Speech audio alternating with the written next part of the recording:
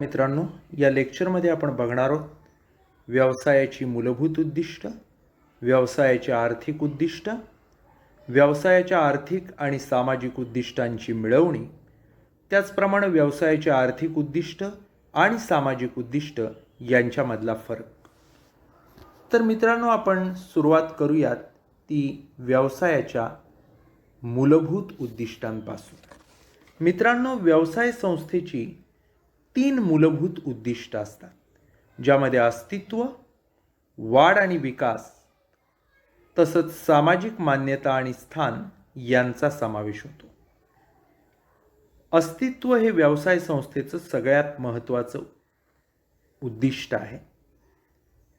प्रत्येक व्यवसायानं सर्वप्रथम आपलं अस्तित्व राखून ठेवून स्पर्धात्मक बाजारपेठेत आपलं स्थान अबाधित ठेवलं पाहिजे. जर व्यवसायाचं अस्तित्व अबाधित असेल तर आणि तरच आर्थिक सामाजिक उद्दिष्ट पूर्ण करणं शक्य होतं. त्यामुळं अस्तित्व टिकवून ठेवणं हे कुठल्याही व्यवसायाच्या दृष्टीनं मूलभूत उद्दिष्ट असतं.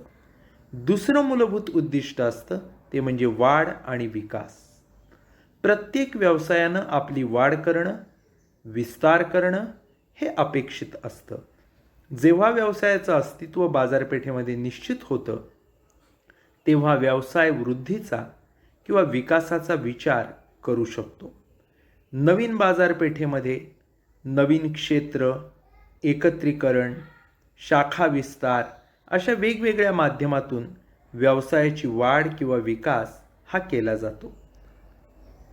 तिसरं आणि महत्त्वाचं उद्दिष्ट मूलभूत उद्दिष्टांपैकी ते म्हणजे सामाजिक मान्यता आणि स्थान. मित्रांनो, बाजारामधली एखाद्या व्यवसायाची ख्याती असणं, नावलौकिक असणं म्हणजेच सामाजिक मान्यता आणि स्थान असणं होय. व्यवसायाच्या उत्पादनाचा दर्जा, ग्राहकाच्या मनामध्ये त्या व्यवसायाबद्दलचा विश्वास, ग्राहक सेवा, सामाजिक कार्यामधला सहभाग अशा अनेक घटकांपासून व्यवसाय आपली सामाजिक मान्यता ठरवत असतो. व्यवसायामध्ये फक्त नफा मिळणं एवढंच अपेक्षित नाही, तर ग्राहक, कामगार, समाज यांच्यामध्ये तो लोकप्रिय असणं हे देखील गरजेचं असतं.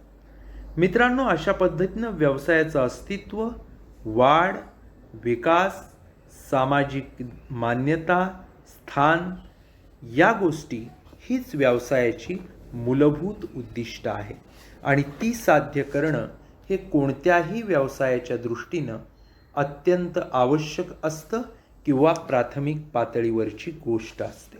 यानंतर आपण वळणार आहोत ते पुढच्या भागाकडं, अर्थात व्यवसायाच्या आर्थिक उद्दिष्टांकडं. ज्यावेळी आपण व्यवसायाची आर्थिक उद्दिष्ट असं म्हणतो तेव्हा आर्थिक अर्थातच ती पैशाशी, वित्ताशी संबंधित असतात, ज्यामध्ये प्रामुख्यानं वाजवी नफा मिळवणं, ग्राहकांचा शोध घेणं, वस्तू आणि सेवांमध्ये उपयोगिता निर्माण करणं, उत्पादन खर्चामध्ये बचत करणं, वस्तू आणि सेवांमध्ये नाविन्यता आणणं, संपत्ती निर्माण करणं, साधनसंपत्तीचा पर्याप्त वापर करणं आणि व्यवसायाची वाढ करणं किंवा वृद्धी करणं यांचा समावेश होतो. आता आपण यापैकी एक एक आर्थिक उद्दिष्ट पाहूया.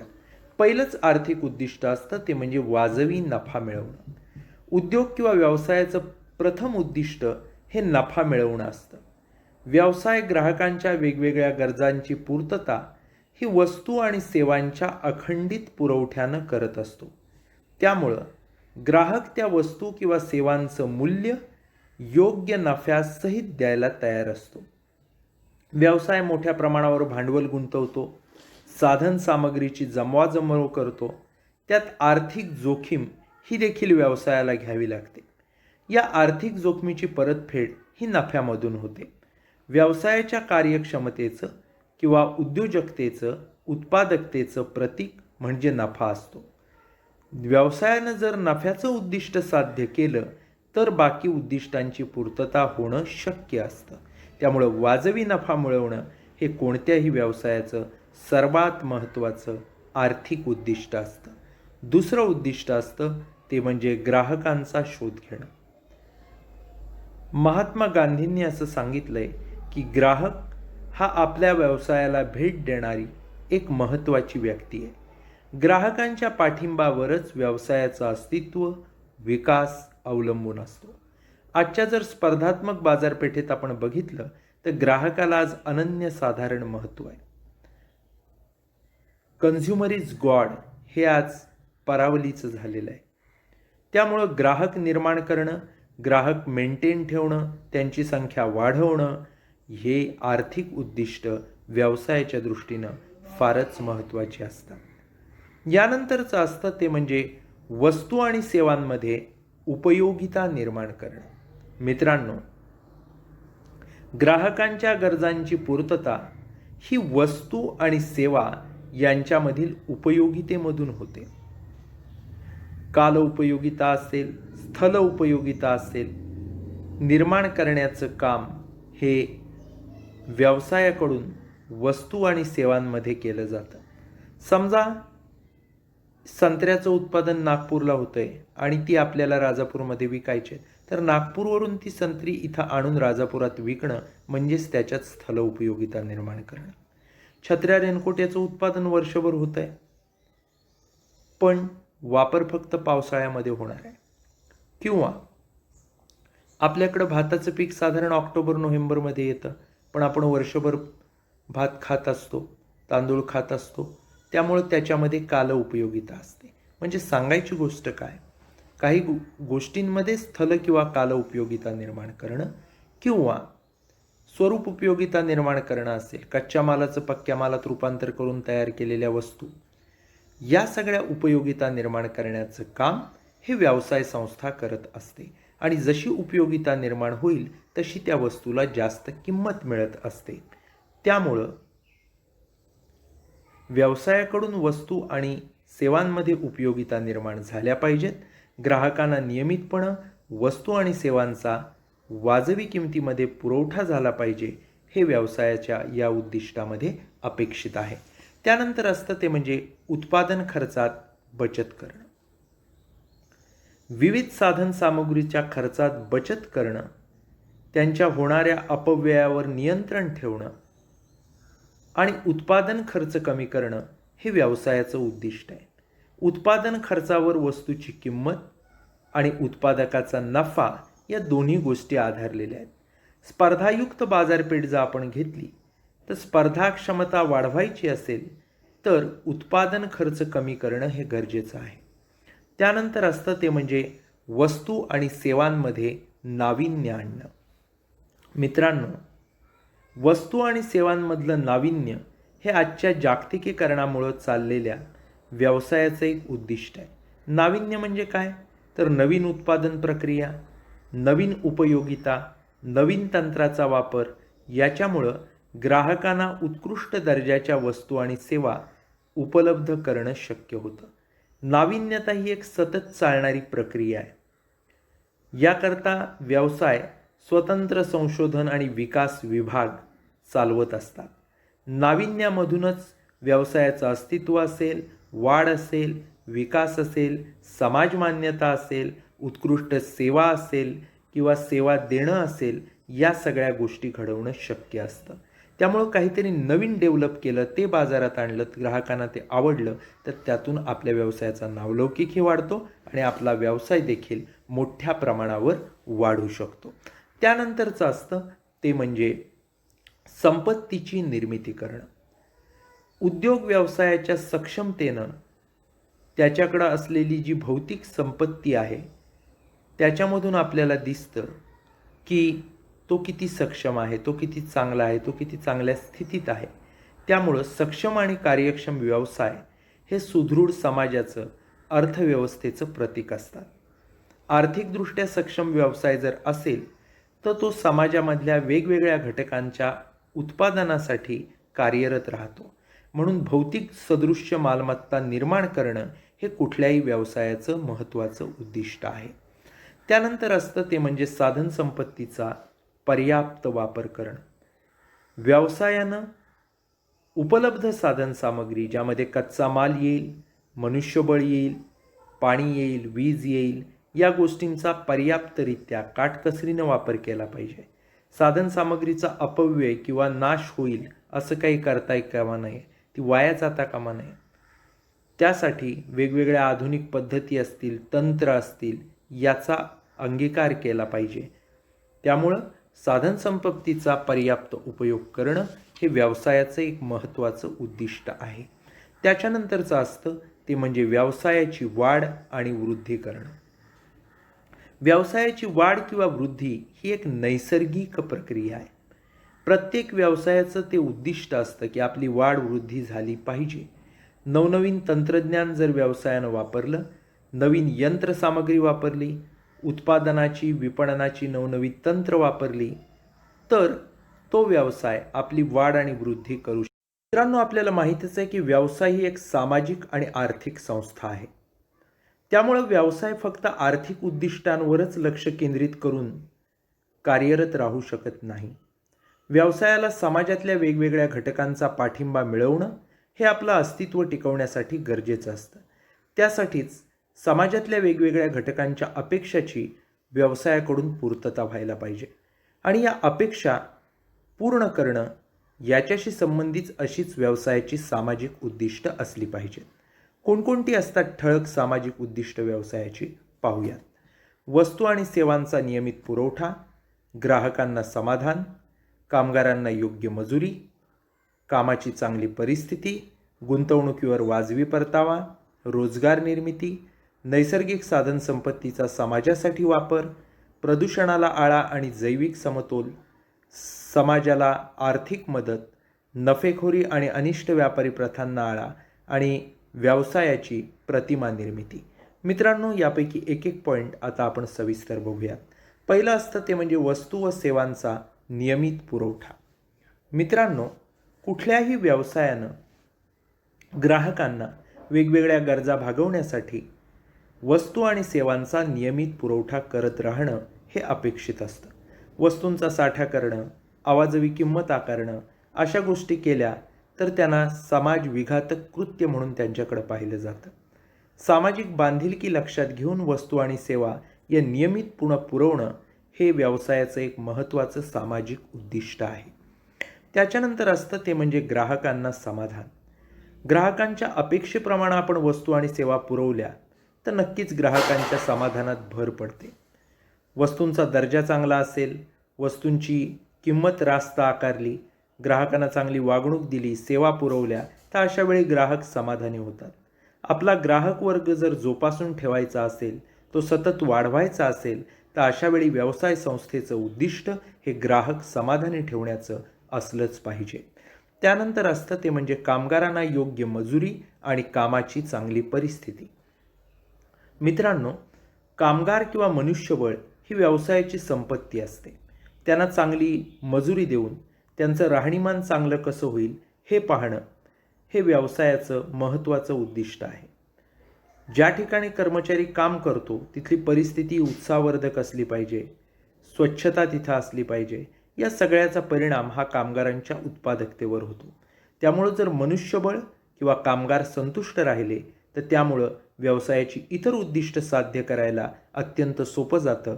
त्यामुळं कामगारांना योग्य मजुरी आणि कामाची चांगली परिस्थिती हे व्यवसायाचं एक महत्त्वाचं सामाजिक उद्दिष्ट आहे.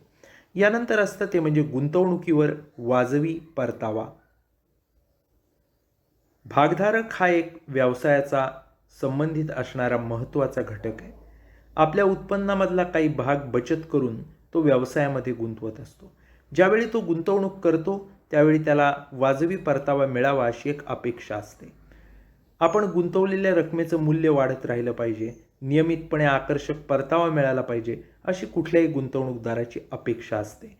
त्यामुळं त्यांना चांगला परतावा देणं, व्यवसायाची एकूण आर्थिक सामाजिक स्थिती सुधारून त्यांच्या गुंतवणुकीचं मूल्य वाढवणं हे देखील व्यवसायाचं उद्दिष्ट असणं गरजेचं असतं. त्यानंतर असतं ते म्हणजे रोजगार निर्मिती. मित्रांनो, समाजातील तरुण वर्गाला आर्थिक साधनं उपलब्ध होण्याच्या दृष्टीनं व्यवसायानं रोजगार निर्मितीचं उद्दिष्ट ठेवणं हे गरजेचं असतं. रोजगार निर्मितीमुळे समाजातल्या तरुणांना रोजगाराची संधी मिळते. उपलब्ध मनुष्यबळ जे असतं त्याचा कोणत्या तरी निर्मिती कार्यात हातभार लागल्यामुळं राष्ट्राच्या निर्मितीचं काम सोपं होतं. ज्यांना रोजगार मिळाला आहे त्यांच्या हातात पैसा खेळतो, त्यामुळं ते आपलं राहणीमान उंचावू शकतात. त्यामुळं रोजगार निर्मिती हे कोणत्याही व्यवसायाचं एक महत्त्वाचं उद्दिष्ट असलं पाहिजे. त्यानंतर असतं ते म्हणजे नैसर्गिक साधन संपत्तीचा समाजासाठी वापर. कच्चा माल असेल, यंत्रसामग्री असेल, मनुष्यबळ, वीज, पाणी, कोळसा, खनिज ही सगळी नैसर्गिक साधन सामग्री समाजाच्या मालकीची असते आणि तिचा वापर हा समाजाच्या उत्कर्षासाठी करणं गरजेचं आहे. ही त्या साधन सामग्री दुर्मिळ आहे, अमूल्य आहे, त्यामुळे तिचा वापर काटकसरीनं झाला पाहिजे. दिवसेंदिवस नैसर्गिक साधनांचे साठे आज कमी होत आहेत. अशा वेळी भविष्यातल्या पिढ्यांना आपण काहीतरी ठेवलं पाहिजे हा विचार करून काटकसरीनं तिचा उपयोग करणं ही व्यवसायाची एक सामाजिक जबाबदारी आहे. त्याच्यानंतर असतं ते म्हणजे प्रदूषणाला आळा आणि जैविक समतोल. आर्थिक विकासाबरोबरच नैसर्गिक प्रदूषण वाढतं ही औद्योगिक क्रांतीची दुसरी किंवा काळी बाजू आहे. वाढतं प्रदूषण, त्याचे दुष्परिणाम हे शास्त्रज्ञांसमोर, समाजासमोर एक आव्हान आहे. समाजाचं अनारोग्य होणं, रोगराई पसरणं, वेगवेगळ्या प्रश्नांच्या मालिका तयार होणं हे आजच्या प्रदूषणामुळं, जैविक असमतोलामुळं घडून येत आहे. आणि जागतिक तापमानामध्ये वाढ असेल, वाळवंटीकरण असेल, ओझोनच्या थरातली घट असेल, जंगलतोड, कार्बन मोनॉक्साईडचं वाढतं प्रमाण, असे अनेक प्रश्न आज प्रदूषणामुळे जगासमोर आलेत. या साऱ्यावर जर आपल्याला नियंत्रण मिळवायचं असेल तर व्यवसायानं प्रदूषण नियंत्रण करण्यासाठी, जैविक समतोल साधण्यासाठी महत्त्वाची भूमिका बजावली पाहिजे. त्याच्यासाठी फुल ना फुलाची पाकळी काहीतरी खर्च करण्याची तयारी दर्शवली पाहिजे. तसं व्यवसाय संस्थेचं एक उद्दिष्ट समाजाप्रती असलं पाहिजे. त्यानंतर असतं ते म्हणजे समाजाला आर्थिक मदत. व्यवसायाला समाजातला एक घटक मानलं जातं. त्यामुळं समाजातली विविध ज्या आर्थिक गरजा आहेत त्या पूर्ण करण्यासाठी व्यवसायानं प्रयत्न केले पाहिजेत. व्यवसायानं जो नफा मिळवलेला आहे त्याचा काही भाग हा सामाजिक, सांस्कृतिक, शैक्षणिक, आध्यात्मिक, क्रीडा असेल, साहित्य असेल, करमणूक अशा गरजांच्या पूर्ततेसाठी देणं ही व्यवसायाची सामाजिक बांधिलकी आहे. त्यामुळं व्यवसाय आणि समाज यांच्यामधले जे संबंध असतात ते वृद्धिंगत होऊ शकतात. त्यानंतर असतं ते म्हणजे नफेखोरी आणि अनिष्ट व्यापारी प्रथांना आळा. वस्तू आणि सेवांचा काळाबाजार करणं, कृत्रिम टंचाई निर्माण करणं, भरमसाठ किमती आकारून नफेखोरी करणं ही कृत्य समाजासाठी घातक आहेत. व्यवसायानं आदर्श व्यापारी प्रथा ज्या आहेत त्या अवलंबल्या पाहिजेत. वाजवी नफा हा व्यवसायाचा हक्क आहे, पण त्याचबरोबर नफेखोरी करणं हा एक गुन्हा आहे याचं भान व्यवसायानं ठेवलं पाहिजे. त्यामुळं नफेखोरी करणार नाही किंवा अनिष्ट व्यापारी प्रथांचा वापर करणार नाही, तर चांगल्या व्यापारी प्रथा वापरू, वाजवी किमतीत चांगल्या दर्जाच्या वस्तू पुरवू, असं सामाजिक उद्दिष्ट व्यवसायाचं असलं पाहिजे. त्यानंतर असतं ते म्हणजे व्यवसायाची प्रतिमा निर्मिती. आता व्यवसायाचं समाज, सरकार, ग्राहक, कामगार या सगळ्या संबंधित घटकांबद्दल आस्था ठेवली पाहिजे. चांगली आदर्श कृती केली पाहिजे आणि व्यवसायाची एक चांगली प्रतिमा निर्माण केली पाहिजे. व्यवसायाची चांगली प्रतिमा जर निर्माण व्हायची असेल तर व्यवसायाचे दीर्घकाळासाठी समाजोपयोगी धोरण असलं पाहिजे. सरकारी कर वेळेवर भरणं, समाजाला आर्थिक मदत करणं, ग्राहकांना नियमितपणे वाजवी किमतीत चांगल्या दर्जाच्या वस्तू सेवा पुरवणं, कामगारांच्या हिताचं रक्षण करणं, आपली सामाजिक जबाबदारी पार पाडणं, या सगळ्या गोष्टी दीर्घकाळात व्यवसायानं केल्या पाहिजेत. असं केलं तर व्यवसायाचं जे आपली प्रतिमा उंचावण्याचं स्वप्न असतं किंवा उद्दिष्ट असतं ते साध्य होऊ शकतं. मित्रांनो, ही सारी जी सामाजिक उद्दिष्ट आहेत ती साध्य करणं हे कुठल्याही व्यवसाय संस्थेचा एक महत्त्वाचा हेतू असतो. आपण जो पुढचा भाग बघणार आहोत तो व्यवसायाच्या आर्थिक आणि सामाजिक उद्दिष्टांची मिळवणी कशी करायची. मित्रांनो, आपण व्यवसायाची उद्दिष्ट जेव्हा बघितली आर्थिक आणि सामाजिक अशी, त्यावेळी आपल्या एक गोष्ट लक्षात आली की आर्थिक उद्दिष्ट आणि सामाजिक उद्दिष्ट ही दोन्ही परस्परांहून वेगळी आहेत. आणि या दोन्ही प्रकारची उद्दिष्ट जर आपण साध्य करू शकलो नाही तर व्यवसाय म्हणून आपण दीर्घकाळामध्ये टिकून राहू शकणार नाही. जेव्हा आपण व्यवसायाची आर्थिक आणि सामाजिक उद्दिष्ट म्हणतो तेव्हा ती परस्पर विरोधी वाटतात. जसं नफा मिळवणं हे आपलं आर्थिक उद्दिष्ट साध्य करायचं असेल तर वाजवी किमतीत दर्जेदार वस्तूंचा पुरवठा शक्य होणार नाही. कामगारांना जर पुरेशी मजुरी, सोयीसुविधा, चांगल्या कामाच्या स्थिती द्यायच्या असतील तर अशा वेळी पाहिजे तेवढा नफा आपल्याला मिळणार नाही. व्यवसायाच्या आर्थिक उन्नतीचं स्वप्न जर आपल्याला साकार करायचं असेल तर अशा वेळी समाजातल्या घटकांचं शोषण होणार नाही हे आपल्याला बघावं लागतं आणि यालाच उद्दिष्टांची जुळवणी करणं म्हणतात. ही जुळवणी किंवा समतोल ही एक तारेवरची कसरत आहे. आर्थिक उद्दिष्ट साध्य करत असताना समाज हिताकडे दुर्लक्ष झालं तर दीर्घकाळात ते व्यवसायाला धोक्याचं ठरू शकतं. सामाजिक आणि आर्थिक उद्दिष्टांचा ताळमेळ घालत असताना ग्राहक संरक्षण, ग्राहक सेवा, प्रदूषण नियंत्रण, कामगार सुरक्षा, सामाजिक न्याय, रोजगार निर्मिती अशा वेगवेगळ्या घटकांचा आपल्याला विचार करावा लागतो. मित्रांनो, काही मुद्दे असे आहेत की ज्या आधारे या आर्थिक आणि सामाजिक उद्दिष्टांची मिळवणी कशी करायची हे आपल्याला समजेल. ते आता आपण पाहूयात. पहिलं आहे नफा आणि मालाचा दर्जा. नफा हे व्यवसायाचं एक प्राथमिक उद्दिष्ट आहे. वस्तू आणि सेवांचा दर्जा उंचावला तर नफ्याचं प्रमाण कमी होतं. पण या दोन्ही उद्दिष्टांचा जर आपल्याला ताळमेळ घालायचा असेल तर मालाचा दर्जा उंचावला तर आपली विक्रीचं प्रमाण देखील वाढेल आणि त्यामुळे मिळणारा नफासुद्धा वाढेल.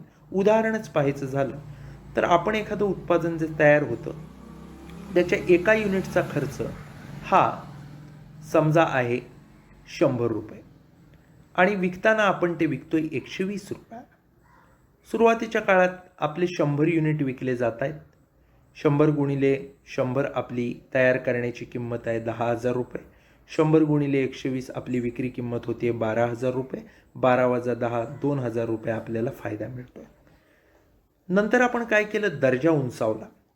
दर्जा उंचावल्यावर झालं काय, 100 रुपयाला ती वस्तू तयार व्हायची ती आता व्हायला लागली 110 रुपयाला. विक्रीची किंमत आपण 30 ठेवली आहे कारण लोकांना त्याच किमतीत दर्जेदार वस्तू द्यायच्या आहेत, त्यामुळे ती आहे 120 रुपये. आता काय झालं, आपण जे विक्री करायचो ती विक्री वाढत गेली कारण दर्जा चांगला मिळतो हे ग्राहकांच्या लक्षात आलं. जिथं 100 युनिट खपायचे तिथे आता 300 युनिट खपायला लागले. आपली 300 युनिट विकून पैसे किती येणार तर 120 प्रमाण 36,000 रुपये. 300 युनिट तयार करायला किती लागले, आता 100 ऐवजी 110 लागत आहेत. सो 110 गुणिले 300 33,000 रुपये. विक्री 36,000ची, खर्च झाला 33,000, फायदा मिळाला आता 3,000. जो 2,000 मिळत होता तो 3,000 झाला. हे प्रमाण प्रचंड वाढू शकतं. म्हणजेच विक्री वाढवून देखील आपल्याला नफा मिळू शकतो हे आपल्या लक्षात आलं असेल. मित्रांनो, यानंतरचं असतं ते म्हणजे नवीन तंत्रज्ञान आणि रोजगार निर्मिती. हे परस्पर विरोधी घटकांचं उदाहरण म्हणून आपल्याला पाहता येईल. मालाचा दर्जामध्ये वाढ करणं, उत्पादन खर्च कमी करणं यासाठी नवीन तंत्रज्ञान वापरणं हे अपरिहार्य आहे. पण नवीन तंत्रज्ञान जेव्हा वापरतो तेव्हा रोजगाराच्या संधी कमी होणार नाहीत हे आपण पाहिलं पाहिजे. आज यंत्रयुग आहे, त्यामुळं माणसांचा, कामगारांचा रोजगार कमी होतोय आणि यंत्राद्वारे काम करण्याची प्रवृत्ती वाढते आणि बदलत्या तंत्रज्ञानात जागतिक स्पर्धेत टिकण्यासाठी हे आपल्याला करावंच लागतंय. पण मित्रांनो, वाढती विक्री किंवा नवीन तंत्रज्ञान याच्यासाठी नवीन प्रकारचं प्रशिक्षित मनुष्यबळ आपण वापरलं पाहिजे. त्यामुळं नक्कीच रोजगाराच्या संधी नवीन निर्माण होतील आणि एकूणच ताळमेळ साधता येईल की नवीन तंत्रज्ञान पण वापरलं जाईल आणि नवनव्या रोजगाराच्या संधी पण निर्माण होतील. त्यानंतर आहे ते म्हणजे प्रदूषण नियंत्रण आणि सामाजिक बांधिलकी. प्रदूषण नियंत्रण ही व्यवसायासाठी एक खर्चिक बाब आहे, पण प्रदूषण नियंत्रण हे सामाजिक हिताच्या दृष्टीनं फार महत्त्वाचं आहे. प्रदूषण नियंत्रणावर होणारा अवाढव्य खर्च जर बघितला तर समाजामध्ये व्यवसायाची एक चांगली प्रतिमा निर्माण होऊ शकते. त्याचा परिणाम विक्रीवर होतो, आपली विक्री वाढते आणि पर्यायानं नफा देखील वाढू शकतो. आज टाटा किंवा रिलायन्स यासारख्या ज्या कंपन्या आहेत त्या समाजासाठी काहीतरी करतायत हे जेव्हा लक्षात येतं तेव्हा समाजात एक त्याची प्रतिमा चांगली तयार होते आणि त्यांच्या वस्तू सेवा खरेदी करण्याकडे लोकांचा कल वाढतो. हे देखील आपल्या निदर्शनास येत आहे. त्यानंतरचं आहे ते म्हणजे नफा, कामगारांचं वाढतं वेतन आणि घरगुती वातावरण. दुसऱ्या व्यवसायाकडून आकर्षक वेतन आणि वेगवेगळ्या सुविधा मिळत असल्या की कंपनी सोडून जाणाऱ्या कर्मचाऱ्यांचं प्रमाण हे वाढतानाच दिसतंय. चांगले कर्मचारी सोडून जाऊ नये म्हणून कंपन्या कार्यालयीन मागण्या, कर्मचाऱ्यांच्या वैयक्तिक मागण्या यांचा विचार करून त्यावर योग्य तो निर्णय घेऊन समतोल साधताना दिसत आहेत. कर्मचाऱ्यांनी कंपनी सोडू नये म्हणून कार्यालयात घरगुती वातावरण तयार केलं जाते. खास करून सॉफ्टवेअरच्या क्षेत्रामध्ये आज आपल्याला दिसतं की आज तो इन्फोसिसमध्ये असतो, उद्या कुठंतरी विप्रोत जातो, परवा ॲपलमध्ये जातो. हे का होतं? तर चांगलं पॅकेज मिळतंय, चांगलं वातावरण आहे, काहीतरी चांगले बेनिफिट्स, फॅसिलिटीज, पर्क्स मिळत आहेत म्हणून एक कंपनी सोडून दुसऱ्या कंपनीत जाण्याचं प्रमाणच प्रचंड वाढलेलं आहे. आणि हे तर थांबवायचं असेल तर कामगारांना चांगलं वेतन दिलं पाहिजे, नफ्यात काही हिस्सा देता येतो का पाहिलं पाहिजे, घरगुती वातावरण कसं राहील, कामाच्या कंडिशन चांगल्या कशा राहतील हे पाहिलं पाहिजे. हे देखील महत्त्वाचं आहे. या गोष्टी जर आपण इम्प्लिमेंट केल्या तर व्यवसायाच्या सामाजिक आणि आर्थिक उद्दिष्टांमध्ये चांगली मिळवणी करून आपला व्यवसाय, आपलं अस्तित्व टिकवून चांगली वाढ, वृद्धी साधू शकतो. मित्रांनो, यानंतर आपण बघणार आहोत व्यवसायाची आर्थिक आणि सामाजिक उद्दिष्ट याच्यात नक्की काय फरक आहे. अर्थ ज्यावेळी आपण विचारात घेतो तेव्हा आर्थिक बाबींशी संबंधित असून त्यामध्ये व्यवसायाचं अस्तित्व ठेवणं, वाढ, विकास साधणं याचा समावेश होतो. अशा उद्दिष्टांना आर्थिक उद्दिष्ट म्हणतात. जी उद्दिष्ट समाजातल्या वेगवेगळ्या घटकांशी संबंधित असतात, त्या घटकांचे हितसंबंध जपण्याचं, अपेक्षा पूर्ण करण्याचं कार्य करतात, त्यांना सामाजिक उद्दिष्ट म्हणतात.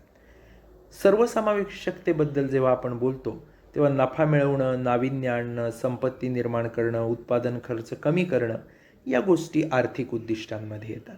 सामाजिक उद्दिष्ट ज्यावेळी आपण म्हणतो तेव्हा त्यात वस्तू सेवांचा नियमित पुरवठा करणं असेल, सामाजिक कल्याण साधणं असेल, समाजाला आर्थिक मदत करणं असेल, याचा समावेश होतो.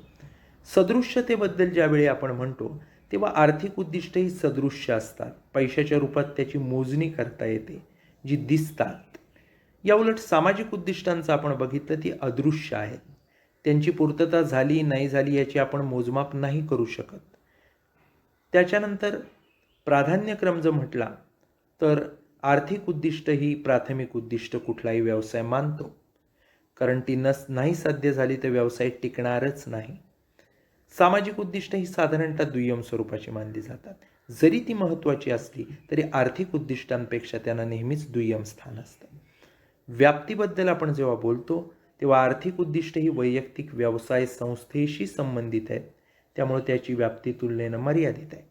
सामाजिक उद्दिष्ट ज्यावेळी आपण म्हणतो तेव्हा त्याची व्याप्ती ही विशाल आहे, कारण समाजातल्या वेगवेगळ्या घटकांशी ती संबंधित आहेत. तर आपण बघूयात ते म्हणजे फायदे. आर्थिक उद्दिष्टांचा मिळणारा फायदा हा अल्पकालीन असतो. याउलट सामाजिक उद्दिष्टांचा फायदा हा दीर्घकालीन स्वरूपाचा असतो. ज्यावेळी आपण परिणामांबद्दल बघतो तेव्हा आर्थिक उद्दिष्टाचा परिणाम हा आर्थिक वाढ होणं, रोजगार निर्मिती होणं असा असतो. सामाजिक उद्दिष्टांचा फायदा हा सामाजिक कल्याण असेल, समाजातल्या वेगळ्या वेगळ्या घटकांना न्याय देणं असेल, अशा पद्धतीचा होत असतो. मित्रांनो, या लेक्चरमधून आपण बघितलेलं आहे की व्यवसायाची मूलभूत उद्दिष्ट कोणती आहेत, व्यवसायाची आर्थिक उद्दिष्ट कोणती आहेत, व्यवसायाची सामाजिक उद्दिष्ट कोणती आहेत, व्यवसायाच्या आर्थिक सामाजिक उद्दिष्टांची मिळवणी कशी होते आणि त्या आर्थिक सामाजिक उद्दिष्टांमध्ये ठळकपणे काय फरक असतो. या ठिकाणी आपण थांबूयात. धन्यवाद.